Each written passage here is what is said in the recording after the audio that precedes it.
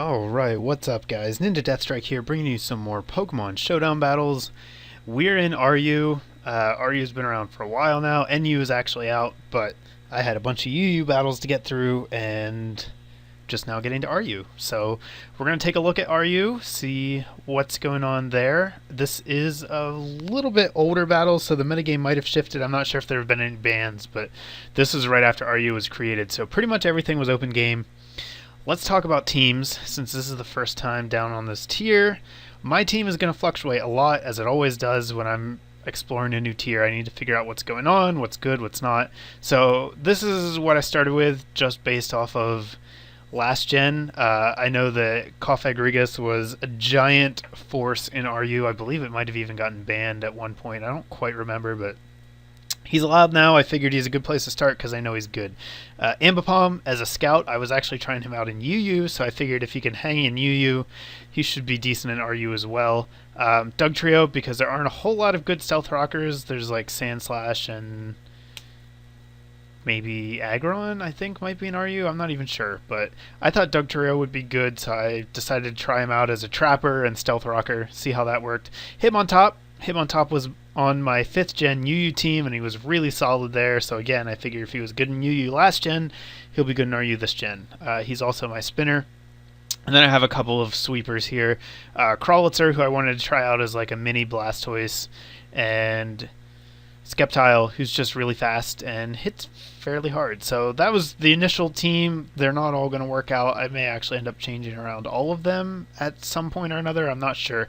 My opponent's team is down here. He's got some stuff that I was not ready for. Exploud is apparently really good now because it can hit Ghost and it has Boom Burst and it just does all the damage and it hurts real bad. So I'm going to find that out this match. Whatever this guy's name is has Shell Smash. He was tried out in OU, I think, right at the beginning, and then we all figured out he wasn't very good, but he is a very potent threat in RU just because there are fewer things who can deal with him.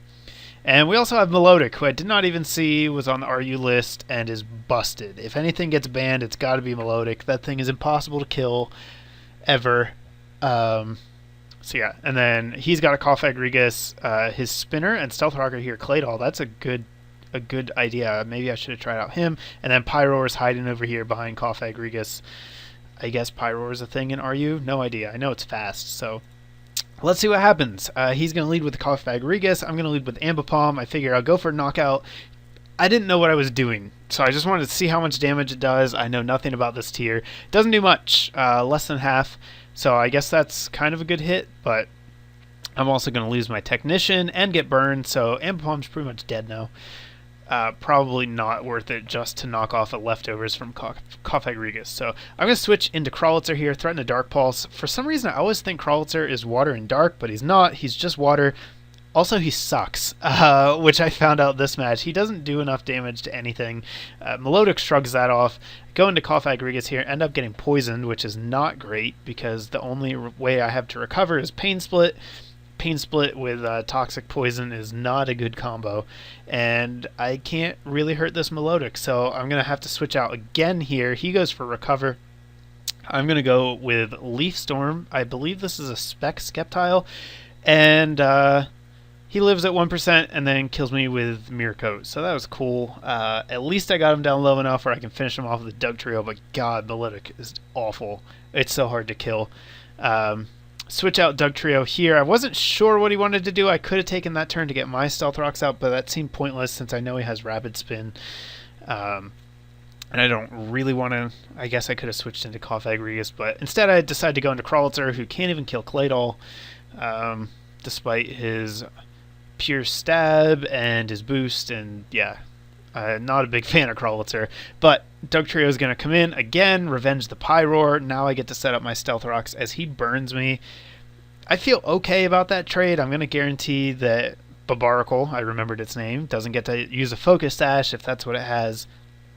And I don't know, Dugtrio, I guess he could have been useful, especially against Exploud, so maybe a questionable choice there, but I really valued getting Stealth Rocks up before Babaracle got to switch in. So I'm going to be able to go into my Kothag after I death fodder my Doug Trio, take down his, and then death fodder Kothag. Now I'm just going to try and get some damage in with Ambipom, because like I said, he's pretty much been worthless since turn 1. So I get in a decent hit there, even through the burn, and I get to go into Hitmontop, which is great because both of his guys are weak to fighting. I do go for the Mach Punch here in case he wants to stay in and try and kill me. Wasn't sure what he'd do, but he does switch out, and I go again for the Mach Punch. I probably should have just close combated and killed him there, but I wasn't sure who would be faster. I don't know what kind of set Barbaracle usually runs. I assume it's a shell smashing set, so he probably would have outsped me, but if I went first and close combated, then I would have died to his counterattack. So not sure how that was supposed to work out, but in the end it turns out okay because I'm able to take him down, survive at 2%, and then finish off the Explode with a Mach Punch. So win by the skin of my teeth, my very first match in RU. Realize Crawlitzer sucks, and I believe I'm also going to change around Skeptile to a physical set because I wanted some more physical attackers. So now we're going to go into match number 2. Crawlitzer's still here. What a surprise. I've added Delphox for fire type coverage, I guess. I wanted that fire, water, grass core. That's always a good place to start down in lower tiers, and I wanted to try out Delphox. Not sure why I made it shiny. It looks terrible. But other than that, my team's unchanged for this one. Down here, we've got a bunch of other guys that may or may not be good. Scyther seems pretty threatening. It's very powerful. The Technician and the speed can make it a pretty big threat pretty fast. It also gets Sword Stance, so gonna need to watch out for that. Here is his Spinner, most likely, and his Stealth Rock user, Sandslash. Magneton, I don't know if there's enough Steel types to make Magneton good. It does have 135 base special attack, I believe. Maybe it's 125, but it still hits hard even without Steel types to trap. And then there's these guys. They do things. Glade and Altaria are probably going to be setup sweepers, and then we have Gourgeist as kind of the grassy support type role. So he is going to lead with Gourgeist, and I'm going to lead with Delphox, so I make a nice prediction there. Going to be able to threaten him out right away. I go for a Calm Mind right off the bat, which I don't know why I did that. That's a terrible idea. Never start setting up the first turn. You just don't. It doesn't work. Scout first. So that was a really bad idea. But I do end up taking out his Altaria, which must have been a defensive set, and I steal his leftovers, so that's cool, but I get poisoned in the process, so I'm not going to be able to stay in for a prolonged period of time with Delphox. Magneton's going to come in here, set up a burn. Flash Cannon does a ton of damage. Did not expect it to do that much, so I'm thinking maybe this thing is spexed, and I decide that I just want it to be dead. So I'm essentially going to death fodder Kothag to kill Magneton. I do survive here, so it's going to give me the switch initiative. I'm going to get to see what he switches into first. He goes into Scyther. I'm going to go into Doug Trio to threaten it out with a Stone Edge. And I predict him to make the switch here, so I'm going to set up Stealth Rocks, which is sweet. I don't see any way for him to get rid of those unless Scyther has Defog. He's going to miss the burn with Gourgeist. Not a huge deal because my Skeptile is still a special attacker, so missing out on a little bit of residual damage, but I don't think it's going to come into play this match. I switch into Hitmontop to force out Glade with the Intimidate. He goes into Sandslash, and now if he sets up rocks, I can spin them away. I can get the Toxic on him. So I feel pretty good about staying in here. He is going to be able to spin away my rocks since my Ghost is dead, but oh well. He's going to miss the Toxic on Skeptile here, which, again, I'm not sure if it matters. We're going to have to see how much HP Skeptile has left at the end of the match to see if either of those mattered, but Skeptile just refuses to be statused, and Hitmontop is really doing a lot of work here in this match. He has essentially only physical attackers left, and I have an Intimidator with leftovers, so I'm really going to be able to just wear him down. I do stay in to go for the Toxic on the Gourgeist, and I get burned. Not sure I'm a huge fan of that. I had a perfectly safe switch into Delphox. I probably should have just taken it. I could always get the Gourgeist later, so probably not a great idea. Then I'm going to die to an Earthquake, which I was not expecting at all.